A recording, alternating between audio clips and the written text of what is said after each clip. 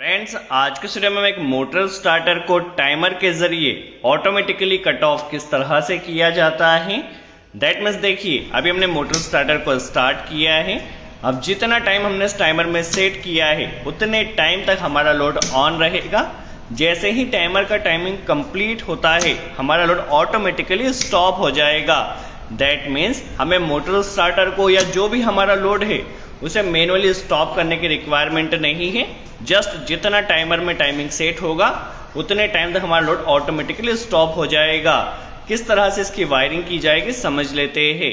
सबसे पहले यदि हम कंपोनेंट्स की बात करते हैं तो हमने यहाँ पर एक मोटर स्टार्टर कनेक्ट किया है जिसके लिए कॉन्टेक्टर लगाया है और एक हमने ओवरलोड रिले लगाया है ताकि जब हमारी मोटर ओवरलोड हो तो ट्रिप हो सके।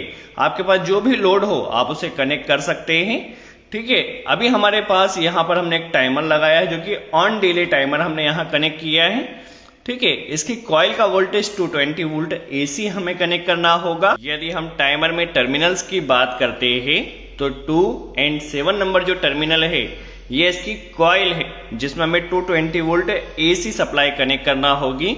देखिए, टाइमर का जो कॉइल वोल्टेज है वो 220 वोल्ट एसी है, तो हमें 2 और 7 में लाइन और न्यूट्रल कनेक्ट करना होगा। 8 नंबर पॉइंट कॉमन है, 8 के साथ 5 एनसी रहेगा और 8 के साथ 6 नंबर जो पॉइंट है यह एनओ रहेगा। हमें सिर्फ एक कॉमन, एक एनओ और एक एनसी की रिक्वायरमेंट है, तो 8 और 5 को हमें यूज करना है एनसी टर्मिनल के लिए। ठीक है, stop push button NC element इसमें कनेक्ट है, स्टार्ट पुश बटन कनेक्ट किया है। वायरिंग किस तरह से की जाएगी समझ लेते हैं।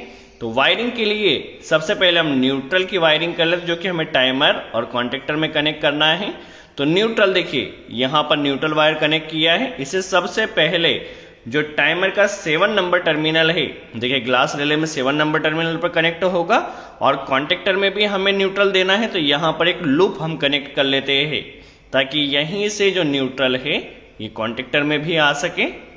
तो देखिए, यहाँ पर 7 नंबर टर्मिनल में आ चुका है और यहीं से कॉन्टेक्टर के A2 में हमने न्यूट्रल कनेक्ट कर दिया है। अभी लाइन की वायरिंग किस तरह से होगी, तो लाइन वायर पहले हम कनेक्ट कर लेते हैं। लाइन वायर सबसे पहले स्टॉप पुश बटन में जाएगा। स्टॉप पुश बटन में एनसी एलिमेंट कनेक्ट किया है।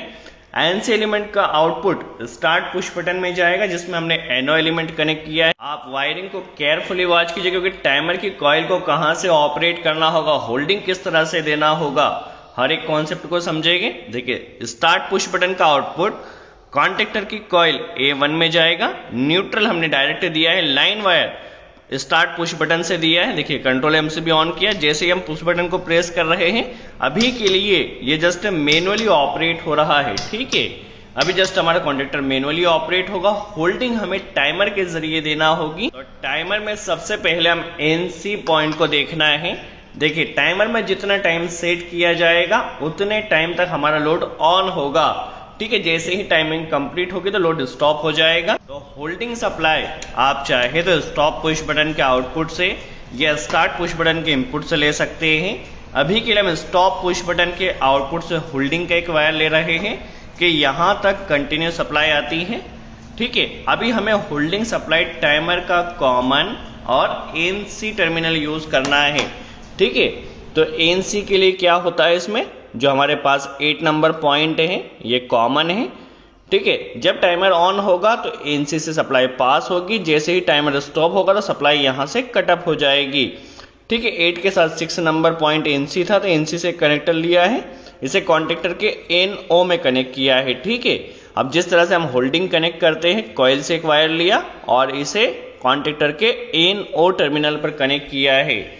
ठीक है, होल्डिंग सप्लाई हमारी हो चुकी है। जिस तरह से नॉर्मल हम होल्डिंग देते हैं, सिर्फ टाइमर का एनसी पॉइंट यूज किया है। अब वर्किंग के लिए देखिए, टाइमर को पहले हमने कनेक्ट किया है, कंट्रोल एमसीबी को ऑन कर दिया।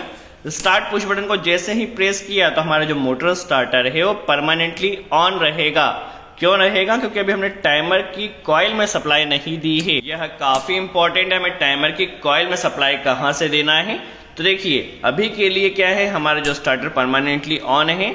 होल्डिंग सप्लाई देखिए, होल्डिंग सप्लाई जो जा रही है वो यहां पर कब आएगी, तब हमारा कॉन्टेक्टर ऑन होगा। ठीक है, टाइमर जब हमारा कॉन्टेक्टर ऑन होगा तब यहां सप्लाई आएगी और यहां पर कंटिन्यू आ रही है। देखिए, एक बार हमारा कॉन्टेक्टर जब ऑन हुआ तो यहां पर सप्लाई आएगी। होल्डिंग से हमें कभी भी नहीं लेना है। जब कॉन्टेक्टर ऑन हो तब टाइमर ऑन होना चाहिए, ठीक है। यदि टाइमर पहले से ऑन होगा तो हमारा स्टार्टर परमानेंटली वर्क नहीं करेगा। कॉन्टेक्टर जब ऑन हो जाए तब यहाँ पर सप्लाई आएगी, होल्डिंग सप्लाई। तो यहाँ से एक वायर हमने कनेक्ट किया है। क्या रिक्वायरमेंट है, जब कॉन्टेक्टर ऑन हो तभी हमारा उसके बाद में टाइमर ने ऑन होना चाहिए। तो देखिए कॉन्टेक्टर के इनो के आउटपुट से एक वायर लिया है, इसे टाइमर की जो 2 नंबर कॉइल है, 2 नंबर कॉइल में से हमें कनेक्ट कर देना है। जब कॉन्टेक्टर ऑन होगा तो कॉन्टेक्टर के इनो से टाइमर में सप्लाई आएगी और हमारा टाइमर ऑन होगा। अब जितना टाइम टाइमर में सेट किया उतने टाइम तक लोड ऑन होगा। अब टाइमर में सेटिंग की बात की जाए तो देखिए हमारे पास आवर तक ये टाइमर है, तो ये 1 मिनट है, ठीक है। 1 क्या होता है 1 मिनट, 0.5 क्या रहेगा 30 सेकंड, और यहाँ पर एक डंडी और दी गई है 15 मिनट। तो अप्रोक्स 5 to 10 सेकंड हमने टाइमर में सेट किया है, ठीक है। देखिए हम जैसे स्टार्टर को ऑन करते हैं तो टाइमर भी ऑन हुआ है।